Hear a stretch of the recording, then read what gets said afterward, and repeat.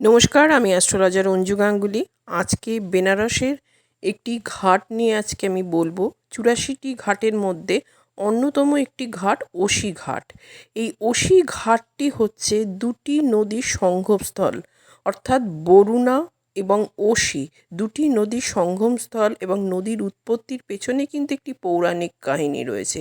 বিশ্বাস করা হয় দেবী দুর্গা শুম্ভ ও নিশুম্ভর সাথে যুদ্ধ করেছিলেন, তখন তার তরবারি মাটিতে আঘাত করেছিল এবং ধ্বংস করেছিলেন তাতে, এবং সেই তরবারি অর্থাৎ ওশি থেকেই কিন্তু এই ঘাটটির নাম তৈরি করা হয়েছে। এবং প্রত্যেক দিন হয়তো অধিক ভিড় না হলেও গঙ্গা আরতি এখানে হয়, এবং শিবরাত্রির দিন কিন্তু কমপক্ষে 300রও বেশি লোক সমাগম কিন্তু এখানে হয়।